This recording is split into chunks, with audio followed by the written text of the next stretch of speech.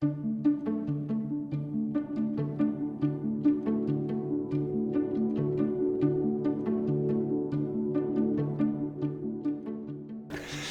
the crowds were just, I mean, you couldn't put another person in here.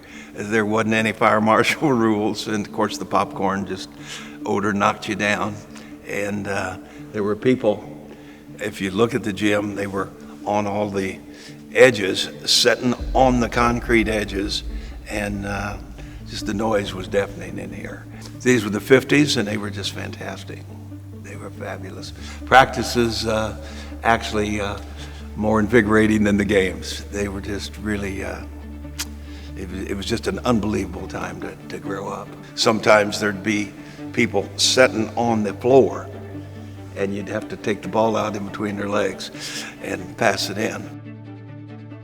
I do remember the teams sat on the end, and they didn't sit on the sides. Later, when I coached here, we sat on the sidelines, and home school was this side and visitors were that side.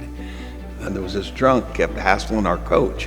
His name was Pete Armstrong. And all of a sudden, one of the assistants, a guy named Bob Moore, who was the principal down at West Newton Elementary, just simply got up, picked him up by the back of his shirt and his belt, went out the door and tossed him into a snowbank.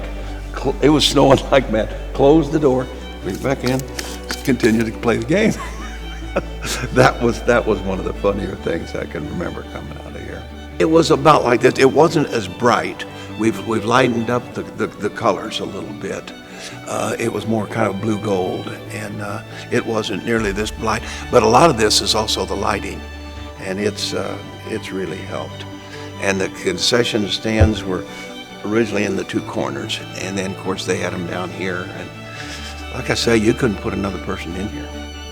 It was phenomenal, and the atmosphere was just unreal. But it was kind of like that everywhere you went, you know? It really was.